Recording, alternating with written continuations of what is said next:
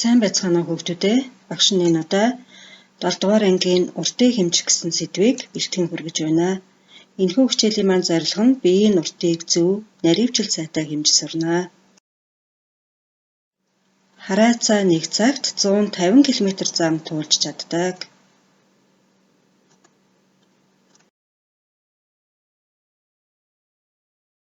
Сурагч Доржийн гэр сургуулиас 200 м зайд оршдог. Ширээний урт нь 160 см, өргөн нь 80 см, өндөр нь 75 см байна.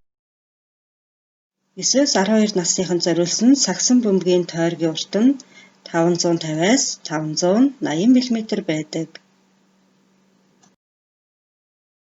Монгол орны хамгийн цэнгэг устай хөвсгөл нуурын гүн нь 262 м юм а.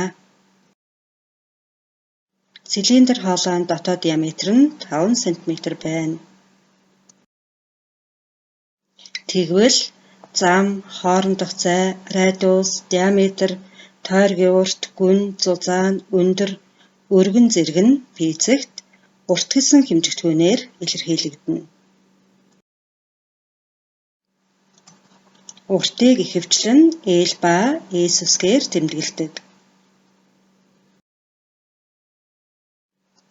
Уртыг хэмжих нэгжүүд нь 1 км, 1 м, 1 дециметр, 1 см, 1 мм юм. Олон улсын системийн уртын үндсэн нэгж нь 1 м юм а. Тэгвэл уртыг ямар багжаар хэмждэг юм бол?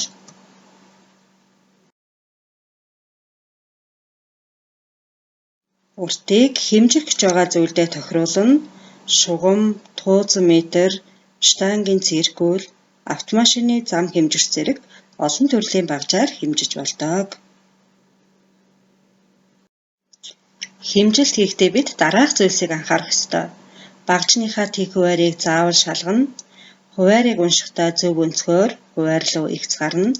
Хэмжилтийг хэд хэдэн удаа давтан хийж алдааг багасгаж илүү наривчилтай хэмжиж болно.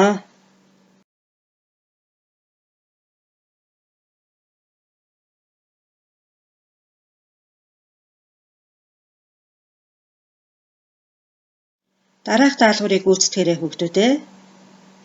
Даалгавар 1. Уртын нэгжүүдийн хооронд шилжүүлэг хийнэ. Даалгавар 2. Дараах уртуудыг хэмжих багж ба хэмжих нэгжтэй нь зөв харгалзуулаарай. Энэхүү даалгаврыг дэвтэр дээрээ тэмдэглэж бичээрэй хүүхдүүдээ.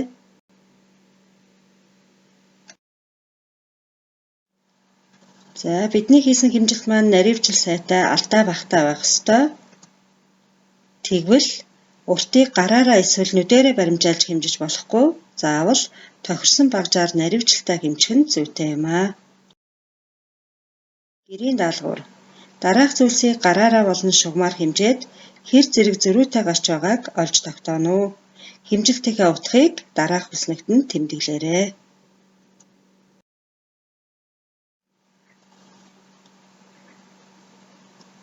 Анхаарал тавьсанд баярлалаа.